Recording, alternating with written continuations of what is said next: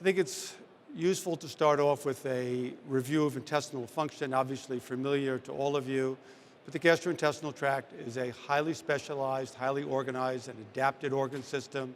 It's both a barrier against harmful microorganisms and toxins, and yet must allow specialized nutrient absorption. And it's organized to amplify the surface area for maximum nutrient absorption as well. And the etiology of enteropathy is multiple.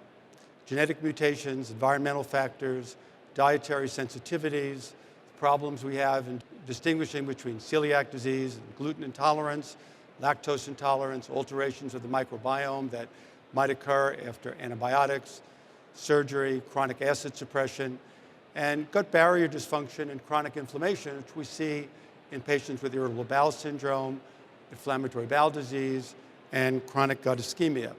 The irritable bowel syndrome is a complex disorder. It's poorly understood. It represents a very substantial unmet medical need, high prevalence, approaching something like 20% of the population in North America, an enormous economic burden that can range from $25 to $50 billion a year, and a wide clinical spectrum of manifestations. Diarrhea predominant, constipation predominant, patients who complain predominantly of bloating and distension, and those people with alternating periods of diarrhea and constipation, problems that we're all familiar with.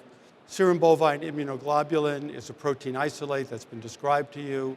It represents more than 50% IgG. It's a high protein content, and it is generally recognized as safe by the FDA, so there really are no safety issues in administering this with our patients.